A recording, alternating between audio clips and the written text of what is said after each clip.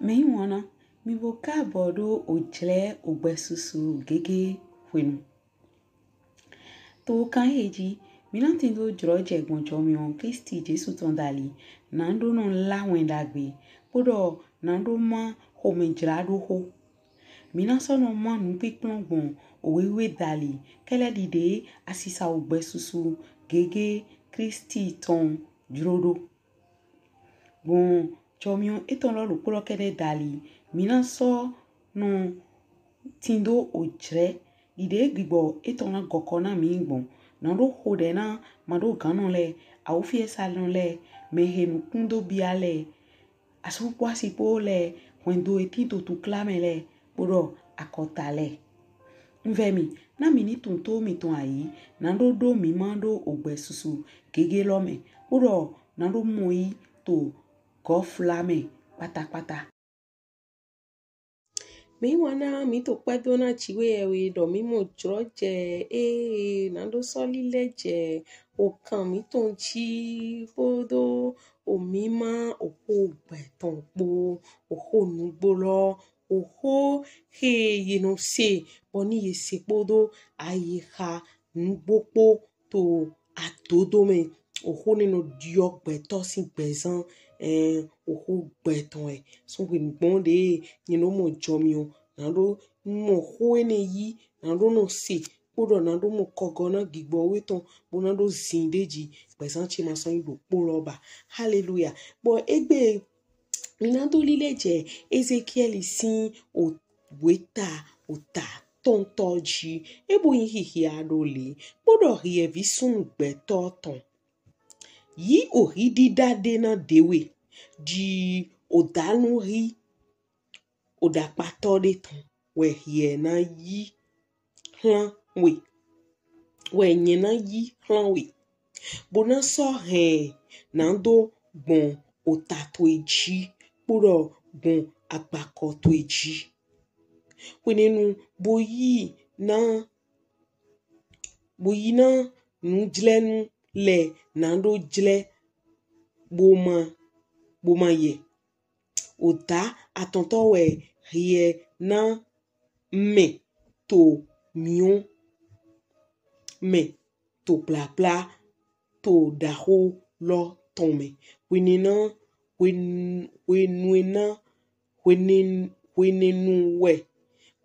na nyehe asan oklondo lo ton pe podo hie na so yi oda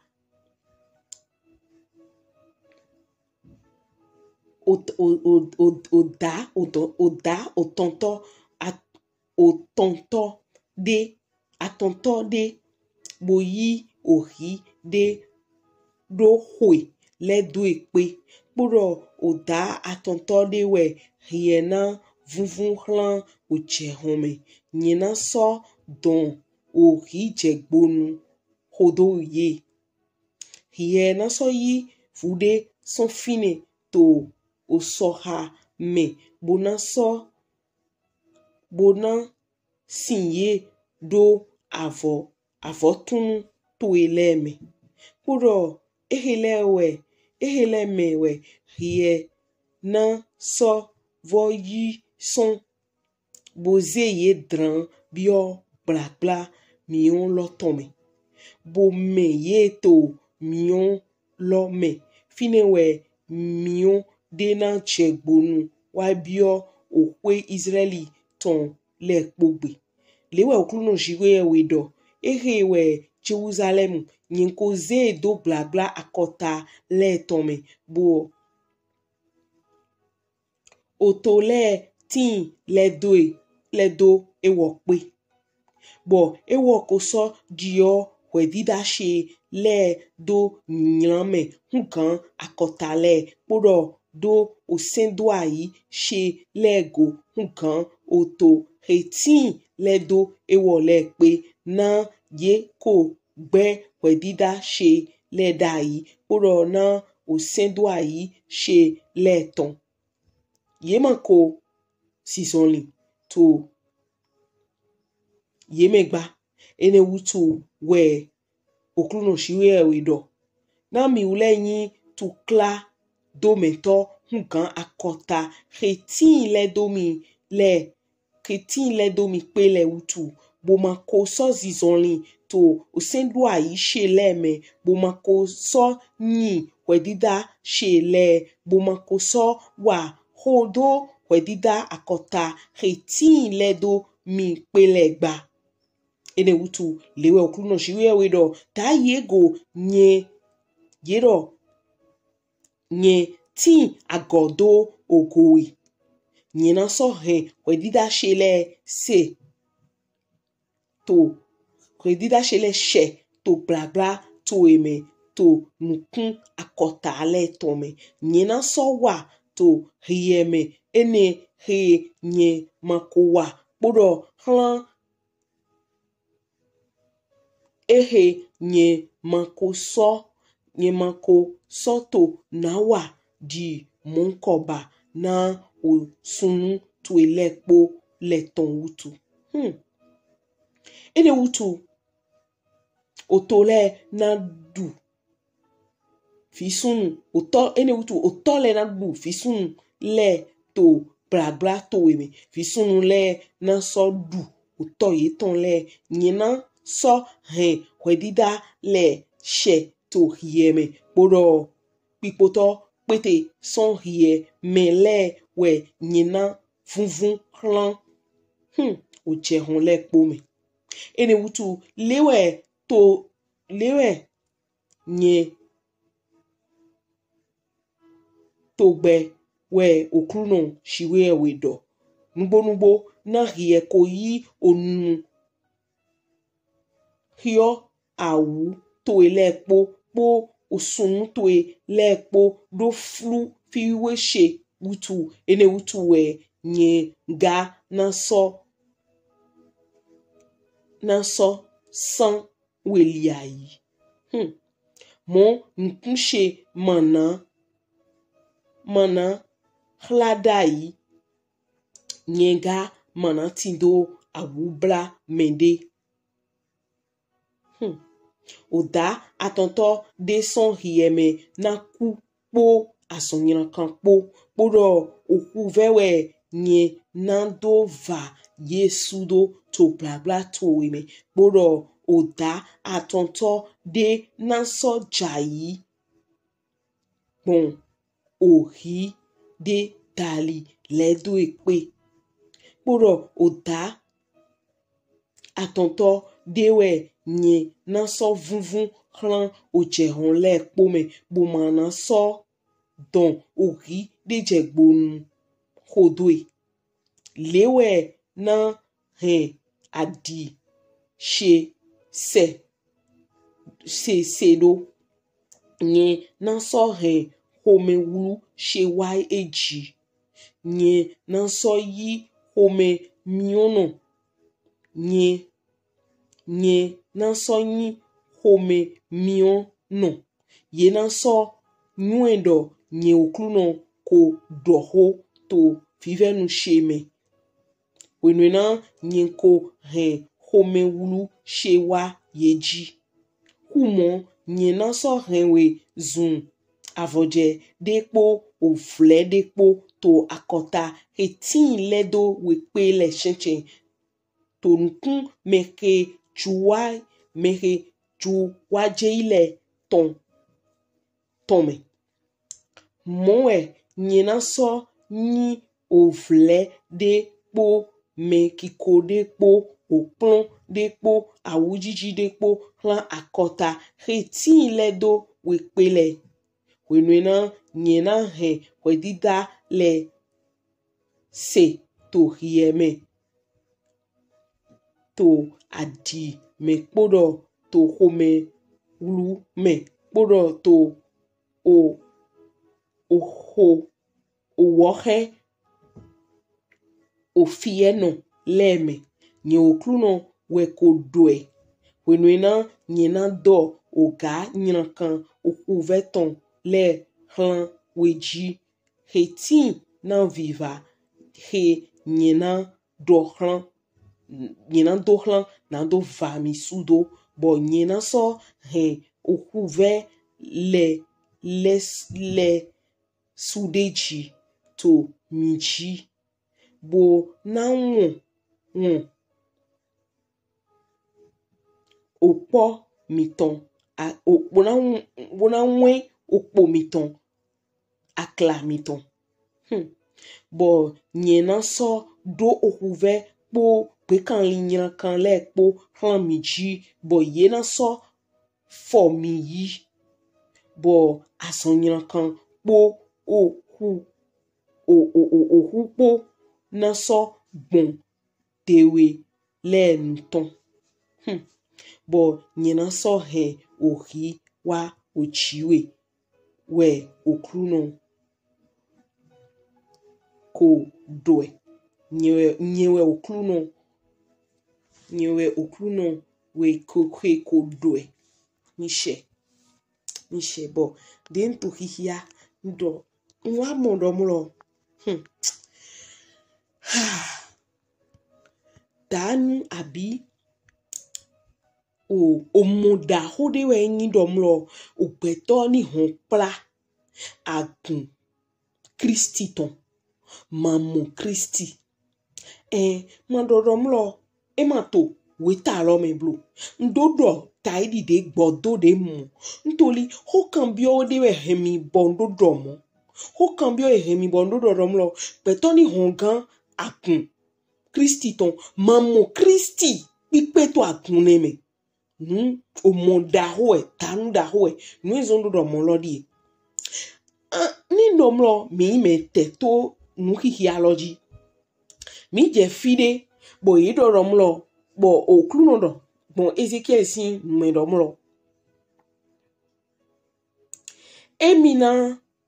afo chenwe jama hiya minisi afo chen witalo Ezekiel sin ta ton afo chen edo nyina so we to hieme ene he nyema kowa puro hlan ehe nyema soto na wa di monkoba na osun to ilepo le ton wutu bo ni yekmundo etewe renjiwe yewe me dato e wo de yin wana gbeto kaka bo da gbeto nyon ngwedo to trene lo me Kristi Jesu mo wa bo ye kawamo chijo zinzan walo depo dile renjiwe bo edo emina yi home glemi toro sadi do ego dide mi ma o sakun bo mon koma sorti dino akambi o meriro itewe yi wa somo onyanten kole we yi wa boni mi ko to nukon yi mina mo nyina lole to nukon ye detana lupopo ni mi te ko je mi o wa ehin Ezekiel ota chuopo toji mina so detana o nyina lole bo mi to mi mo friend no mlo eto taji ntoli Ezekiel ma so tin to ayi gbaji podo mi kwa mo dide nko dido lo son we ta lo sin o bibek mo kan kan dai ni mi kun mi na mo do aho we kundele eduna kanje mi we to hulengan me to Kristi me to igbeleti bo amagan chapo ba kunde po mamo hulengan to Kristi me uwezo mo dide bigbo kunu to no kokona mi do bo no lawin da gbe do boya to ko gbe lo si mi mo se bo amako mo hulengan wa hulengan ni mi bi agun le mi no dona agun kan le do mi kun mi nudo nu heyin hulengan ji itewe yi hulengan na we mi si gan hengbon bi ni ro akuma wa timba hulengan mi to nkan gbe no te bo me yin wana ni atoto do mi to egbeti bo o gbe ne de nto dido de gbigbo kun to ni na mi do ayi do ba ile kun to tu klade ma tin wana gun eme bo chiwewe mana no te kodo yepo bo jelo suma anyi ma no manyi atogbo to tu klane nupo na lo zle wa yi kodo hikon chiwewe to po uwe eto tajiro mlo na i church pepepe na o pa agun Kristi ton shiba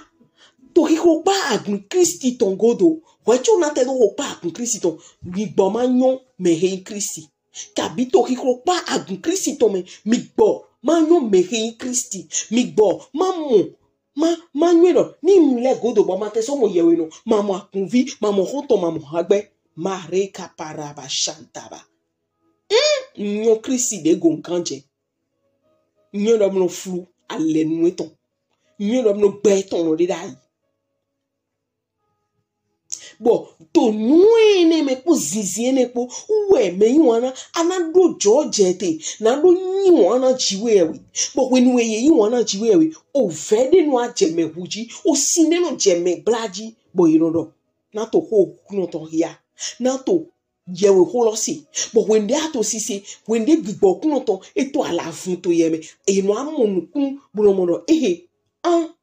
nkan bayi mankan bayi yise no de ni mankan igbe na he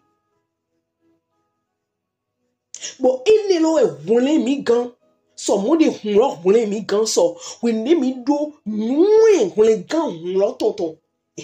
mi ma no so no ajo mi de do ran ekeyin o wa lo nyiran kan aso nyiran kan niwe jo nyiran kan wan tutu nyiran kan lile nyiran kan lile ma pe wa lo ma pe ntoli ni mi pon Ezekiel sin owe tata ton e lo me nenye hia taibi o me heye na droje bon kan pon nu me to lo pon we nton dali nwa kama ene lo be me ele Israeli bi le ye pe ga jiwe ewe to ngbo me be ye mo jiwe ewe be ye nyu jiwe ewe yo le cho ati be wo cho na ide nyu e na ide nkan to ngbo me no ewura yin to lo we gbo me ntori ye ba to ni mi na zewado apa mi wo eto Kristi me to egbele enyo eto Kristi me ntori ye batisi ye le yewe sin shiba ye ma ayonu gbe lo won mo Kristi ni ikoko ye ma nyon Kristi to ngbo me to nglo yewe no le go kere we ganje bo ni yewe no jo edo egbe kin na lile panta fodun no le we na lile panta nu ato ni ye mo do yewe no ma wa todo yewe no ma do ngbo yewe no chite bo he o ho lo do lewe mi le duro bo tasinsin be ma re kapa ira tonso agume so de na so tonso agume so ira ihon so nu me sintole Uwelo enelo ezo egbedi bo mi do to mi mo nu emi to mi mo to ekenyo to mi to me surtout to hogbon to me de anse hogbon videle ye to yo to me fi yo Kristi we to wa to me fi shigba de aho nu eno po me bo ye ma do pe Kristi to nu gbo me to wi wura me na no kon ye le ko son Kristi sin kodo de le he afo eton lo poro ekeyin Kristi lo me taide akun me lo po to kota nu atole de nu nyena jre nu nyena ze hero ahun ona nu ahun sin ona so ona ze klero moto me ona ze klero hwegbe eno zo o igbosin vu tomo chomeji boni gbe to man pere Kristi to nubo me mimo nu oho shiwe we dogbon yewe gan eton sinu mele nu enu aha mele ni mwanyi mede buto agana gbeto le po bunkan do mo shibata idi nu ento heno le npo nu le ponto yin nu le npo gli e me na le npo do kule pon to klaje yo ni mo nde dojo no je le pon de jiji e tewe zombo edo yin mo nge gan yiro mi do nu de do na to bo akado gbeche sebi mi mo obi oholo me na ro mo shigbade gigbokun to kogona mi do ni do mo me hele ye yiro Israeli bi le yiro shiwewe o togun de jiwewe de nbo ero togbo eton lewe pe ha je nkan e pe ha papa Abraham je nkan kaka bo ya mo Mose bo edo nkan yi kaka bo mo ekeyin o we datole kaka bo yiwa mo yewe no le yewe gan le bo ni eto mo to we ni namu edo anyi do to Kristi si antume to egbe uwe ni mi to pon apati tan lo dide me lo apa vovo aton we ta ni lo apa vovo aton me lo apati tan lo aton to ni eze blebu e vodo un tiers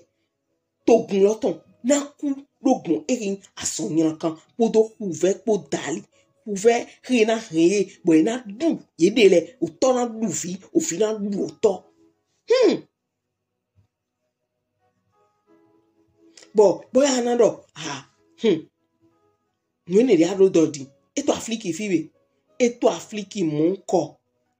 petegbede wai mi o so pon ason yan kan o deme de au singe de variole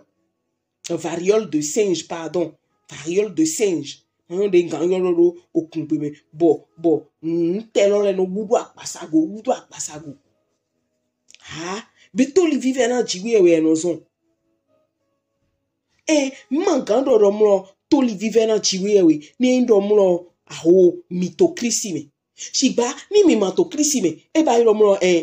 o mion de we dota bo yiro mi na kulenkan bo mi dona ya o hon we sun wa kulenkan me shigba ni ndo mo mi so to krisi me bo nu haide le wa do mi ha ba iro o mion pan lo pro so pe tita na do yoro amato krisi me mbo amo yon krisi to pipe me boya ko yon krisi bo ama nyon nui o ho kuno toro to guche flou ma nyon ehenyi o ho o peton lo on peut périr faute de connaissance nui bon ni mi pon ya patita ni loji mima atonto peton le ton to gwene le me de kuku bon asonyina kan dali ati de kuku bon ehenyi o nui ni na kan de shiwe we detanale mina modo lo poti ni bo kwakwe magando kwakwe ni na kan ma kwakwe to pere to Jesus sin comme ma kwakwe mo ma so na kwakwe shigba ye do yizan we yanze bon non etonde to flip pe di avode no echeche ton echeche to page bueno do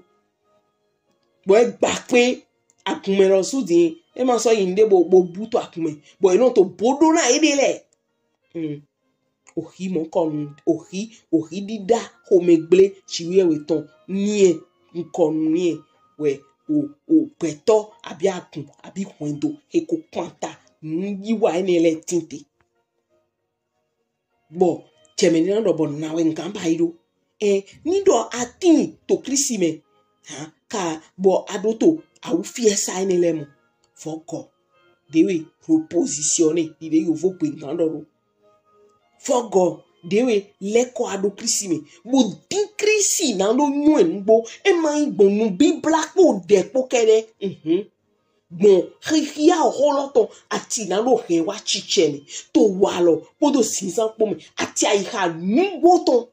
ntori mi tinto jere me di bo jere lo e gona oklo bo peto du supono doto ide klo bo eno doto la lo dona ide fi na gbon mo kwe fi na gbon mo klo ison no so to si apo me abi fi na gbon na o do ki amede ro ndo hun kan we nyu hun kan we mbai hun kan we bo to kwe nenu iro ache idi danu chiwe we ton ehele nkoji apa we to edo dada tonto na dele aso ton chi ahun boni mi pon ahun eti to Sudan si to me to Africa beji to Ukraine si to me po Israel vile po ati fi de ma so mo kunje pele po yiromo etewe zo mo igaimu boni mi to son apa energy bona bi akun me ntori dide so gbengbon Ezekiel si je oyi shigba weta ine ho pa na mi le mi gan yi ninu eso mi na mo ro avunde le no abi akun mi bo je we no na do me ho akun to mana gba na ipon ni we zero akun loji o me ho akun to na do je we no we mi le ko to fi we to wa ma gba na bo singide no be bo ni eje afun energy iro je nu konkon nu jire do me de didomlo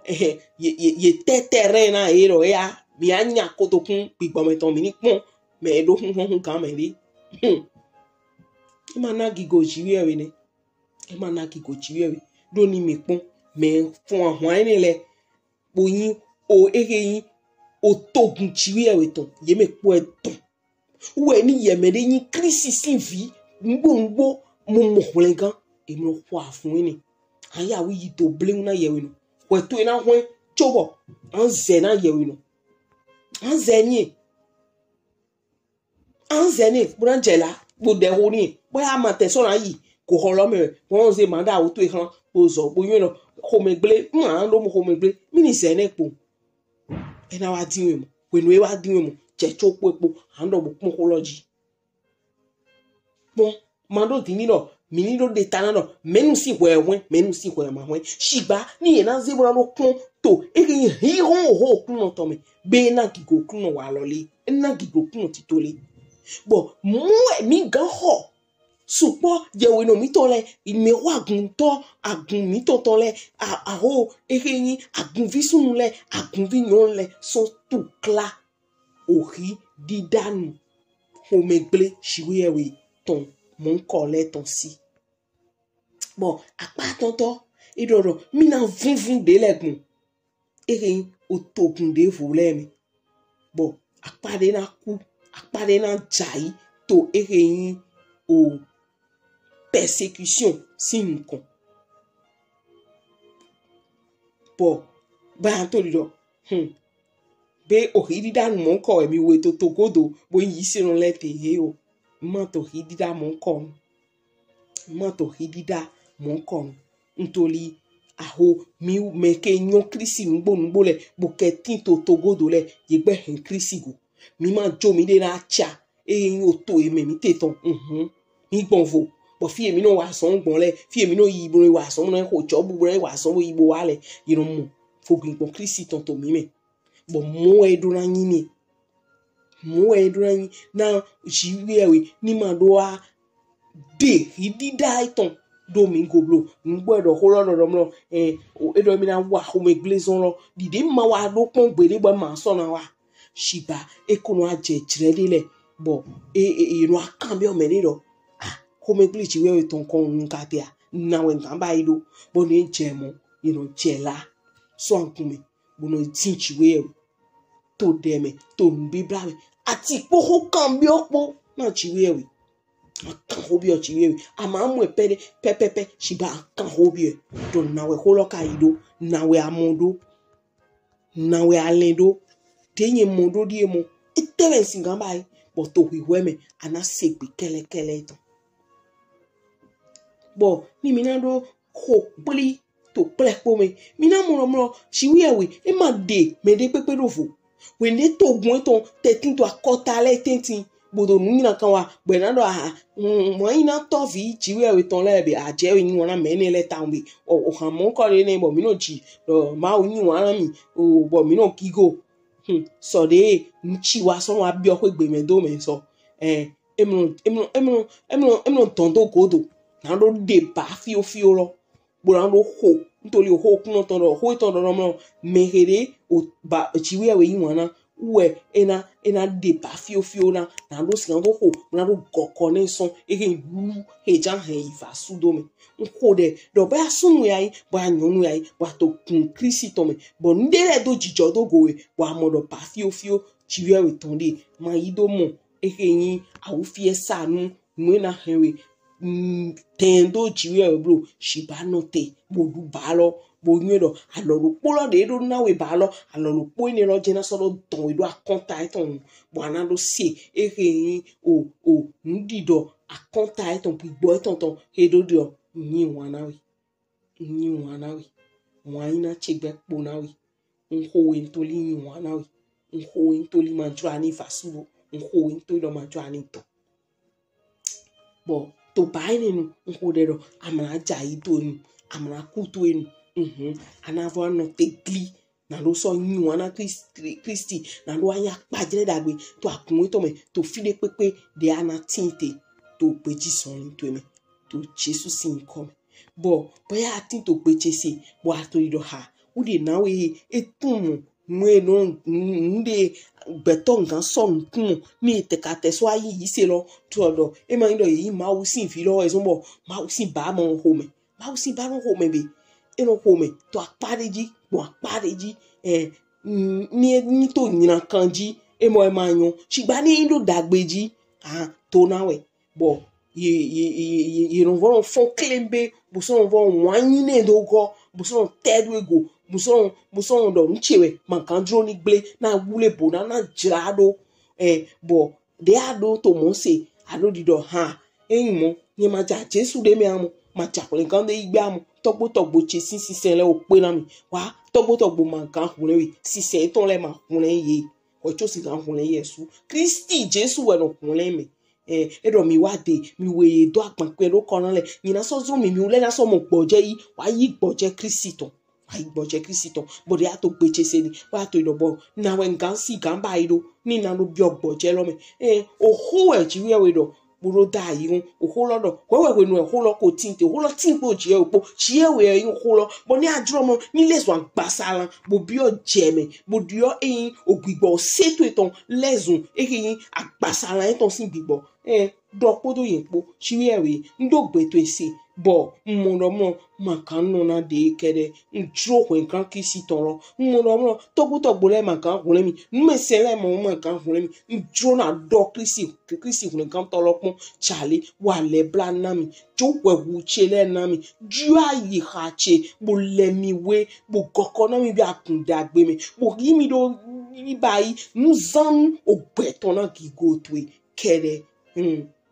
Boyodo de adomo to Jesu sin come eko inchiche bo nyina hode na we do baba asefi to esingbe bo hode din do ani yemi dide mi tite ye we no dio ntoli ano zinu egble no lesu nwenyo nweku ano na ogbe nwenyo fleko chanko de poto ano hen kigo to kalende nu hode baba to Jesu sin come na meme sun mo ko meme nyu mo ko gbo ni mo hun kan to no po me ni George ni sigando nyowe uocho yecho to so de na to akume so to Jesus sin come he ve po biboton hui na ni sigando yi oho to hiato ati hin wa chiche me to baba sibodo acheji to Jesus sin ni come me hode lote eyun me wana ma so yi nu kohun kan mu ni o zanje o je cheju gban loji mi ndo do che o so yi ndo do me hunle kan to Kristi Jesu ton e so yi o wedo nu to jire mi to gbepo o gbesusu ke epo me